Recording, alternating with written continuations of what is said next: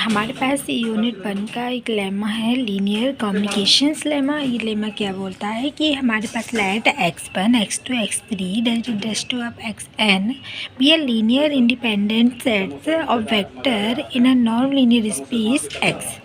मतलब हमारे पास जो नॉन लीनियर स्पेस है x, उसके हमारे पास लीनियर इंडिपेंडेंट एक सेट है जो x1 से xn तक का है।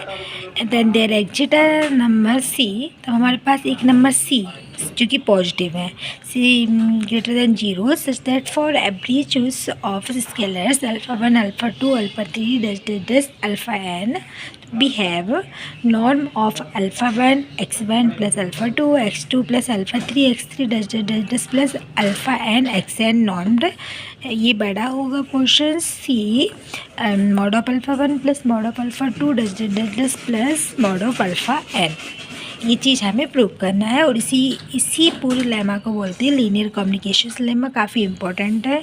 अब हम इसको प्रूव करते हैं। सबसे पहले हम एक सेट लेंगे। हम मान के हमें प्रूव क्या करना है, ये चीज़ प्रूव करना है। तो जो सेकंड वाला जो टर्न है हमारे पास राइट हैंड साइड, उसको हम एस मान के चलेंगे। ऐसे में मालूम है क्या होता है, समीशन होता है। हम जानते हैं किसी भी चीज़ का, तो हमने ले लिया let s is equal to alpha 1 plus alpha 2 plus alpha n तक की वैल्यू है। इसको हमने इक्वेशन स्टार्ट दे दिया।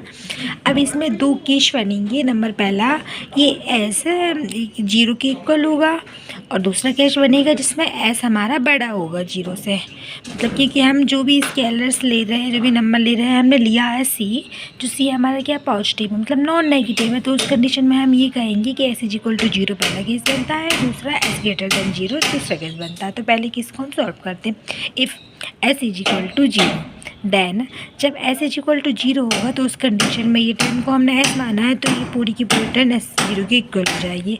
अब जो कि ये टर्म 0 के इक्वल है, तो इन सब को हम आई की फॉर्म में लिख सकते हैं। अल्फ़ा आई की फॉर्म में लिख दे इक्वल टू 0, जहाँ आई क्या हो जाएगा 1 से n तक की वैल्यू आ जाएगी। चूँकि mod of alpha I is equal to 0 है, तो अल्फ़ा आई भी इज इक्वल टू 0 होगा। चूँकि i is equal to 1 to n हो जाएगा।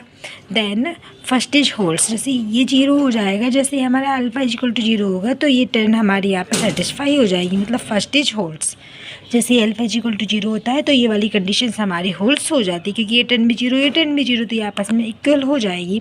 अब हम केस 2 को लेके चलते हैं। यहाँ पे क्या है, एस को हम क्या ले रहे हैं ग्रेटर देन 0, क्योंकि हम कभी भी नॉन नेगेटिव नंबर नहीं लेंगे। अब जैसे ही हम इस टर्न को ग्रेटर देन 0 लेंगे तो उस कंडीशन में हम क्या करेंगे, हमारा ये जो लेमा है, इक्वेशन है फर्स्ट, वो वाली इक्वेशन को देखेंगे पहले। तो हमने फर्स्ट इक्वेशन को वैसी की वैसी लिख दी। उसके बाद अब जो फर्स्ट इक्वेशंस में हमारा अल्फ़ा 1 प्लस अल्फ़ा 2 ऐसे करके जो अल्फ़ा n तक की वैल्यू थी, इसको हमने सबसे शुरुआत में यहाँ पे s माना था, इसको लेट लिया था।